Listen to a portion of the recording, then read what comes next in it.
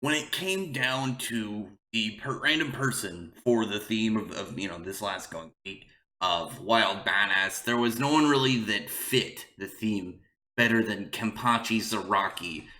Probably one of the most like Chad-like characters, when it comes to mainstream like shonen, when you get a lot of the most known standard series, just one of the ones that just has always been a big staple face one of shonen.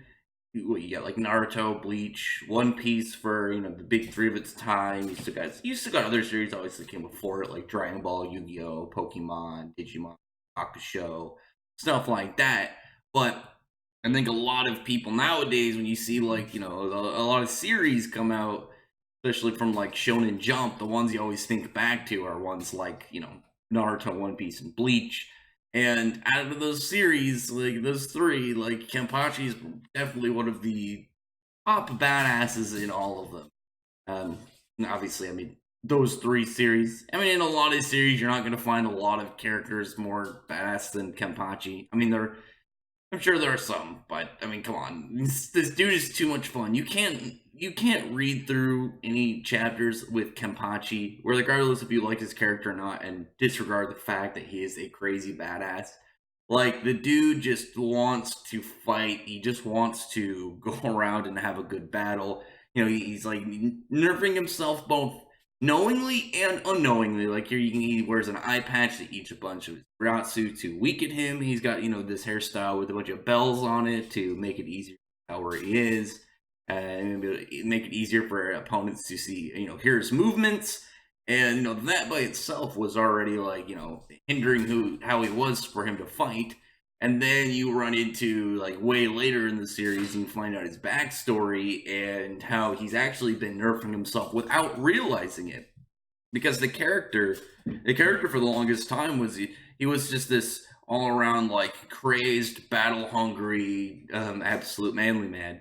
And it made me happy when I look back on Bleach and for his character, because a lot of the times when you get these characters that just they love the thrill of battle, they love just engaging in combat. Those are usually the ones that a lot of shonen writers like to use as a kind of like measuring stick character. Whenever you have one in like a bad guy group, they're usually the ones that go down first because they're very reckless and they end up getting in more than they can handle, and they end up getting taken out as just the first person to go out of a group.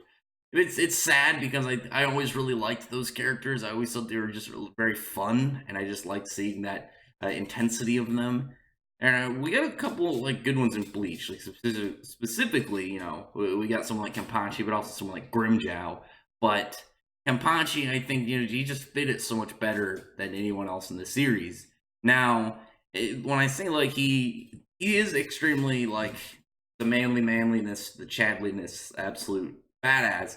But he's got more to him. We got some really nice personal stuff in the fight between him and Unohana in the Thousand Year Blood War arc, because we found how he got his scar, and then when Unohana stopped wearing her hair and that like knot in front of her chest, we see a scar on her chest as well, and it's revealed pretty much how she was she was the first Kenpachi. She is the one who put the scar on current Kenpachi. Kenpachi is the one that put the scar on her chest. And what it was like, she was part of the original captains. She was going around just like saying how she was going around taking out like criminals and just dangerous people within the Soul Society. But it was just for her, excuse for her to go around and fight, try and find a worthy opponent, try and get her thrill of the battle.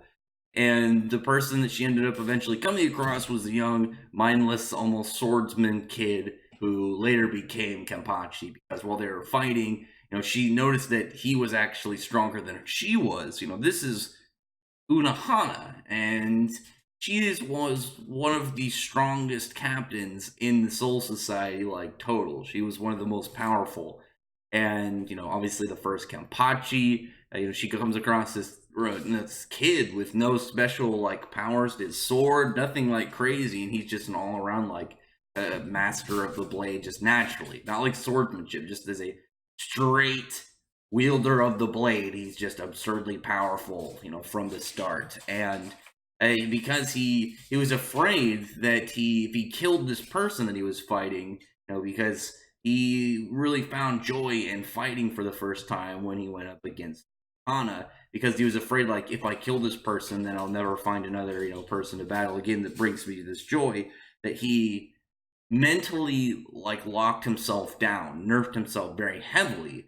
And that was the reason why, like, when he fought Ichigo in the Soul Society arc, why, he barely lost to Ichigo, because he was limiting himself for that specific fight. Why he barely beat, so bad at pronouncing this, Noitra, those damn double ends, in the Waco Mundo arc. Why he barely beat him is because he was still mentally hindering the hell out of himself. And it was during that fight with Unohana that he was able to lose those restrictions. He was able to get past them and unleash, like, his natural, actual power.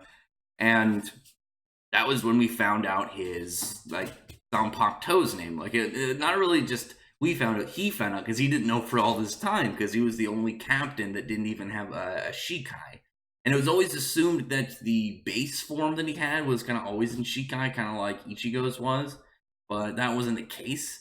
There's a lot of complication with that, and Chiru, and I still am a little bit unsure, like, how that works. I've seen a lot of videos of people explaining them. I know they exist. I haven't watched them. I probably should, because it's one of those things, like, I'm sure there's an explanation that somewhere that, could easily hammer this out, but at the same time, I don't really know if I want to search for it. But he ended up getting this right here, Nozarashi, the weather beaten, this just absolute massive cleaver that seems to be able, like, its powers, like, just to cut anything it comes across. And we did end up getting his Bankai, and I was sad because I was like, I don't know his Bankai, because it's not mentioned in the manga. And I was really hoping, because of the novels, the Can't For Your Own World novels, which are canon, I was hoping that maybe they would have it in there and maybe be listed on the wiki. When it looks, still not on there. I still don't know what his Bankai's name is, but we know what it does. It pretty much, it turns his skin red. He gets, like, markings on his face, like black markings. He gets horns. He looks kind of like an Oni, and it just gives him an all-around, like, massive speed, physical attack, and just all-around, like, intensity increase. Like, it just makes him like a mindless berserker, which fits so well with Kenpachi. That's his dangerous side. He's just all around a fighter. He's absolutely deadly. He's not someone you really want to come across, because, like, a lot of the characters in Bleach, they have, like, powers and around whatever their, there's Zanpakuto, Resurrection, their holy form, and Quincy powers.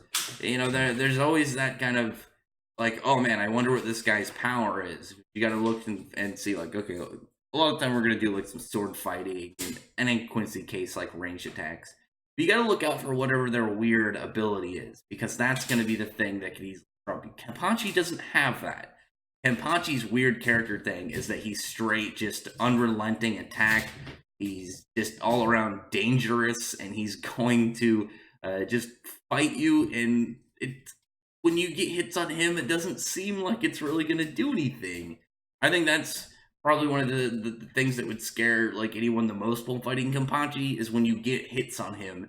Notable hits, visible hits, like, slashing on the chest, stabbing him. It doesn't really, like, waver him.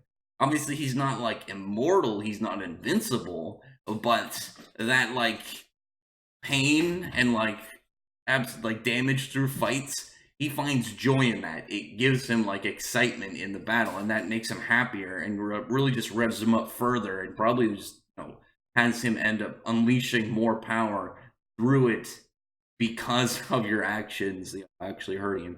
Like, it's you can't be someone who's tries to be a tricky fighter, really, with Kenpachi a lot of the time. You have to be, like, a straightforward fighter. Like, if you were some form of tricky fighter, you'd have to keep heavy distance from him, because this guy is not one that's, like, really played by tricks. He can figure out a lot of tricks. Like, what was it? His fight with Tozen, where Tozen used his Bankai, and it robs you of your 5 senses. I think it robs 4. I think the only one that you still have is touch. Yeah, because and then he robs you of every sense but touch. and he goes and slashes Kenpachi a couple times. Kenpachi eventually uses those hits as when to time it, and then once Kenpachi got stabbed, he ended up grabbing Tosen's sword because he figured the person with the sword would be able to see, smell, hear, and all those things. And once he did, he figured it out. Tosin was pretty much screwed at that point. Like, the dude let himself get stabbed just so he could get in, figure out if this is, his theory of how somebody else's Bankai worked, and it did. And then at that point, it was like, well, sorry, Tosin, you're pretty much fucked. You didn't die at that point, but you're lucky you didn't die, because Kenpachi ended up, fighting against a lot of the captains in the Soul Society arc because of, stuff like helping Ichigo, but also just like him wanting to fight them.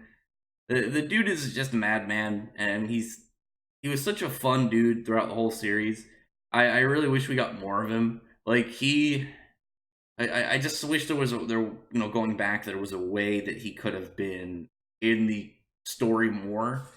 But I feel like one of the things that made him special is, even though he was such a absolute wonder to see on panel, he was always fun to see, like, whenever he showed up and took action. But because he just wasn't around a lot, it made that those moments when he would appear just a lot crazier. Kind of like with Miyuri, someone like him.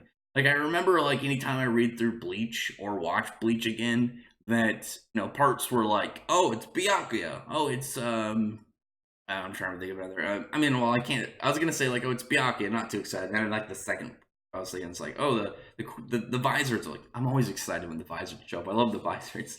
Which reminds me, does anyone else remember, way back in the days when people do crazy prediction fan art? I remember seeing so much of Visor Kenpachi, and just the idea that would have been so Hollow Kenpachi, that just would be. I mean, Soul Society would be dead. One swing would probably just use it to complete total decay.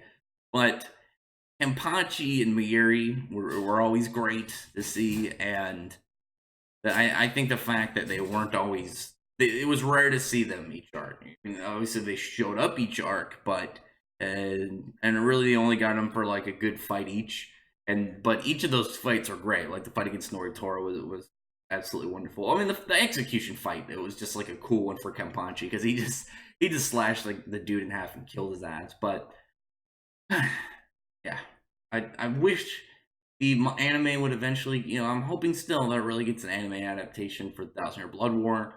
Or, getting a continuation manga. I mean, we still have, there's still canon material going on with Camp for Your Own World. You can adapt it into manga format. Come on, Kubo. I mean, you don't have to do it directly. Get somebody to draw for you. I don't know. Make it a monthly. Would probably be much easier on your arms and your shoulders. But other than that, like I said, I've met people that don't like Kenpachi. I've met people who love Kenpachi. I think, though, regardless whether or not you like him as a character, you can't deny the dude is a badass. So, comment below. Tell me what you thought about this character. And actually, I remember rewatching Bleach recently, a couple months ago, and I was sad when I realized that they changed the voice actor in the anime for the dub. His sub voice, I like his sub voice, but I mean, obviously his original Japanese voice, but I don't know, that first dub voice was just so cool. Wish I could have heard him, shout out for Nozarashi and then those badass scenes versus the fight with Gremmy. Other than that, like I said, down below, thumbs up the video, click the like button and subscribe button, and check out my other videos. And I appreciate everyone who's already subscribed, and I thank you all for listening. Bye.